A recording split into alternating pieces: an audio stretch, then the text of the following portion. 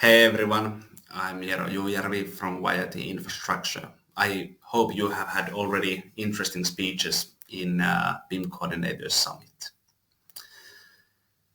Do you remember the feeling when you started in a new company? You were full of energy and everything felt new and amazing. Everything ran smoothly and many functions had such a brilliant innovations and approaches to the things that you deemed too difficult to solve or figure out in previous company. Then after half a year or so, you start to see how disorganized and chaotic the company really is. You start to see so many things that you could improve or change to help your operations to become stronger, faster, and more powerful in the projects. But achieving that would require changes that demand time and effort to be successful. And I mean, we all are interested on making our own work easier, right? We all desire to streamline our tasks, minimize waste, and eliminate bottlenecks.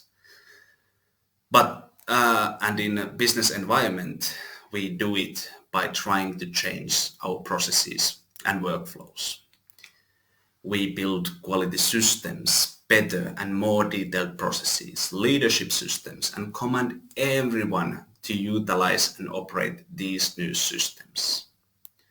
But what do you think happens when you start deploying these new changes into company operations?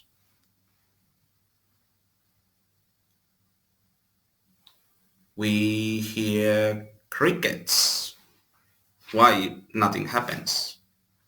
Well, because no one wants to do the extra work. Everyone just wants to get their own work done. Simple. And here lies the most fascinating challenge the most construction companies face today. How to drive widespread adoption, especially in BIM, in our fast-paced, ever-changing industry where standing still means facing extinction. We got to have a solid solution for this, right?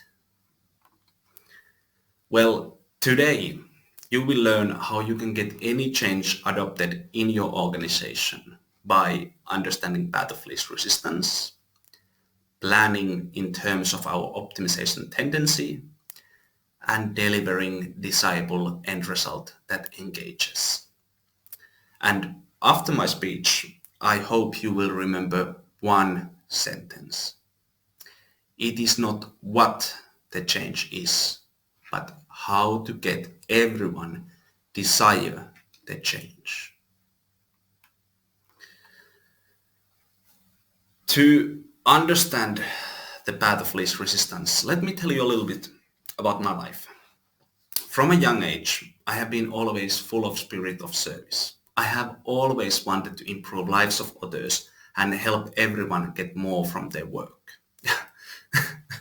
I, I still vividly recall my job interview for a construction sales position.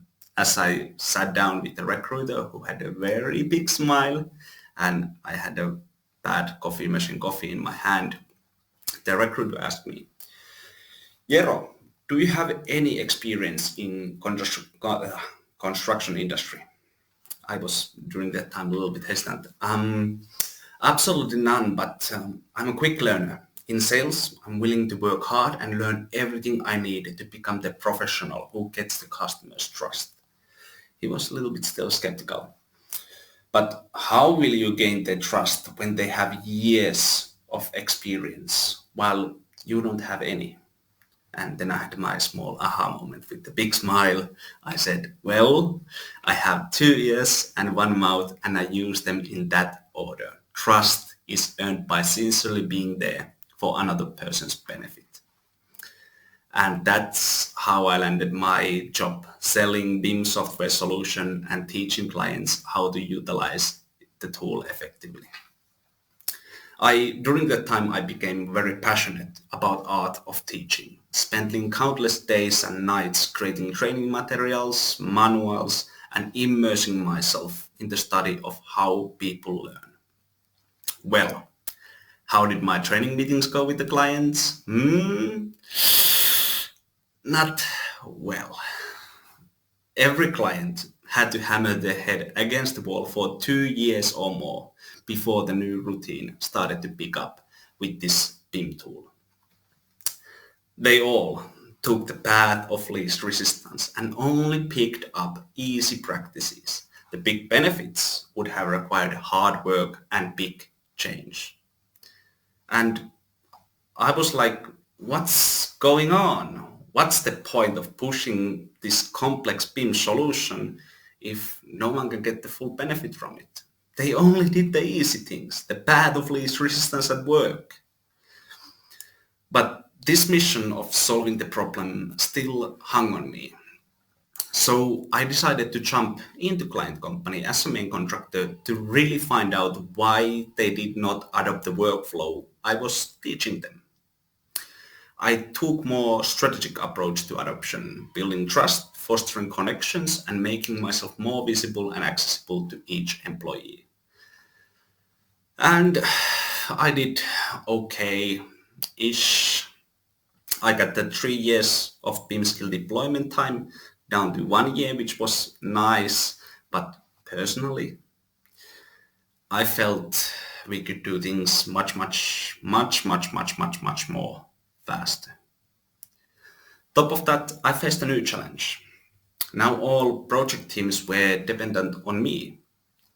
I had created a culture where they outsourced the boring BIM maintenance work to me instead of truly internalizing the habits that would yield the significant benefits.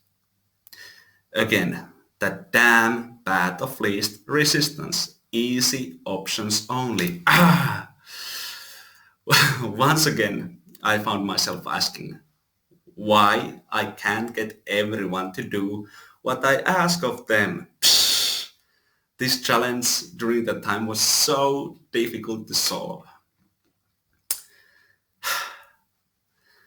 So with this experience, I proposed a whole new way of doing things. From before, I had learned how to promote ideas and create engagement, how to build connections with other people and earn their trust. And of course, the practical knowledge of how to teach and how others learn and memorize information. Now I started training specialists in each project teams. The specialists would know ins and outs of how to utilize this new change while maintaining it for the project team. When I started executing this, I was so sure that this one was the recipe for success. This was the grand solution to solve the problem. And yet again, I was wrong. We received modest improvements in efficiency, but compared to the effort, not worth it, not even close. Do you know the feeling of trying again and again and not getting the results you're looking for? I mean, I spent years and years of iteration to test and try, and still it was for nothing. I started to wonder, is any skill that is a little bit more difficult impossible to teach others without giving them ultimatums? Learn or walk. After I reflected things I had done, I realized that all this time on this journey, I had the right answer right next to me. All the time I knew the answer, but instead of understanding the answer, I preferred to focus on building this giant complex system to get that adoption happen. Basically, I was blind. The answer to the problem, in fact, is quite simple. We all, you and me, prefer the path of least resistance. If we know easier path to the end result, why would anyone go through more difficult path, right? It is not what the change is, but how to get everyone desire the change. If something is more difficult than the current way, we don't desire it. That's quite simple, right?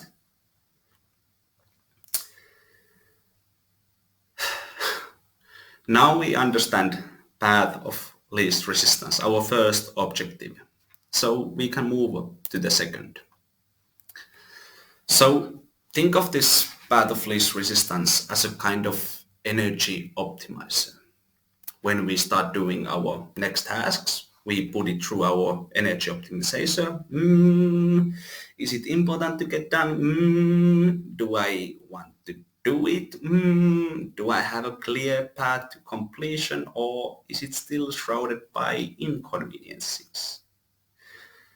And after our energy optimization, we set mental goals for ourselves, what we try to achieve.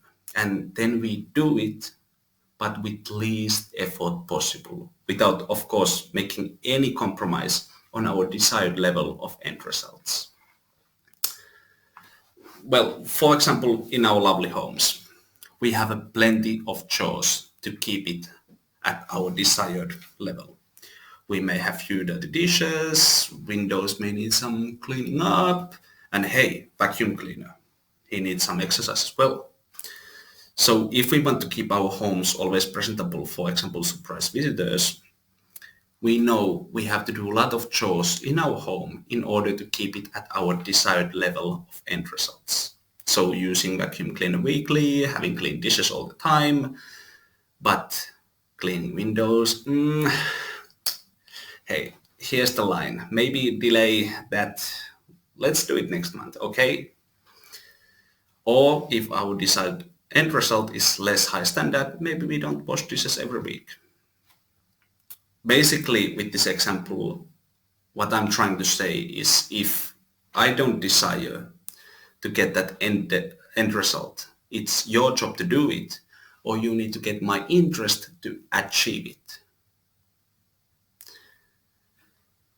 To apply this knowledge is to think how to get people want the desired end result, right? So if we want, for example, all excavator machine control operators to utilize BIM and take enough quality log points with correct codings as a delivery, we talk with subcontractors and other personnel who are responsible to do the task and give them scenarios that affects them. For example, as YIT's clients want high quality data on log points and models, machine control operators as built log points has to be on right code and on right target surface. If this doesn't happen, you as an operator have to go back and do the measurements again. And we all would hate to do the same job again and again. Such a waste. Maybe I can do it the new way.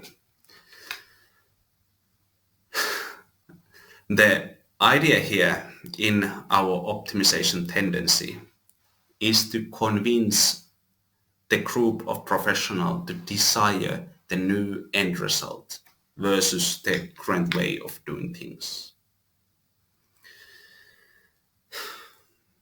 If I would have realized years ago how influential this automatic optimization tendency is in humans, I would have built everything very differently years ago.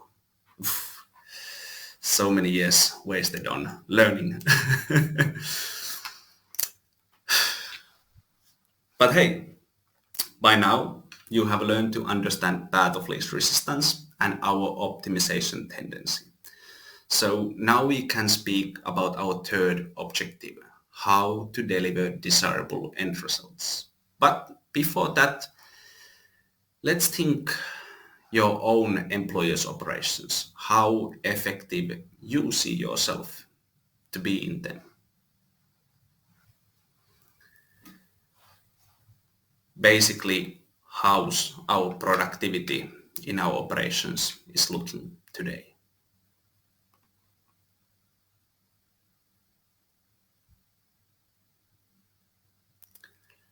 Less than 3 hours on average. Well, I mean, that's just because we need to make that new change, right?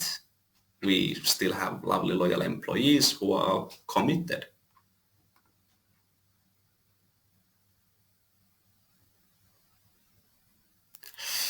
Almost 80%, like 4 out of 5 people. Well, one more change won't hurt a thing. We need to get that higher efficiency before we fix that. While they may be unsatisfied right now, they are still loyal to us.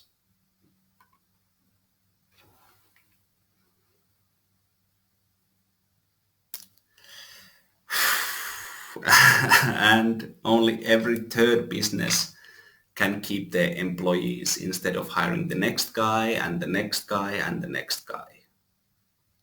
All of these is related to the operational development. The operational development in modern day business is kind of cuckoo at the moment. We have a lot of highly educated, well-read people who love inventing complex systems and then demanding everyone to waste their energy on them. How we should approach every new change in our operations is by asking ourselves, it is not what the change is, but how to get everyone desire the change. Let me repeat that again.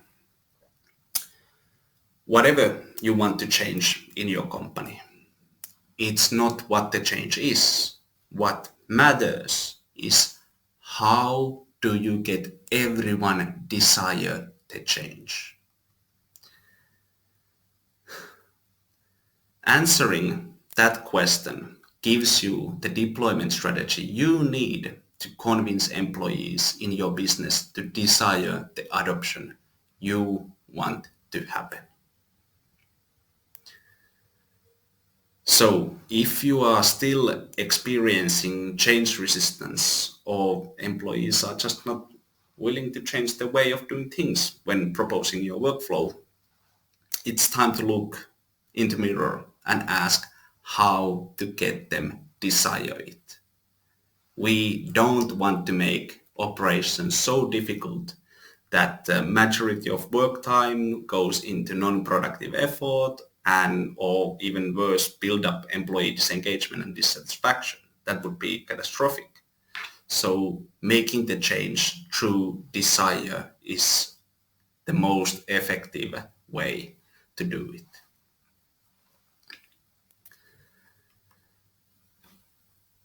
For example, we want to deploy new inventory management solution company-wide. How should we approach it? Leadership sells the idea of utilizing it and benefiting from it to head of units to get them desire it. Head of units sells the idea to managers and managers sells idea to workers to get them also desire it.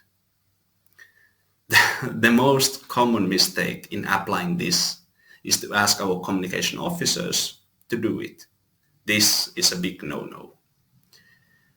Communication informs everyone, but doesn't convince anyone.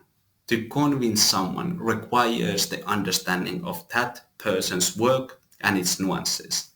That's why the change has to happen step by step, waterfall style.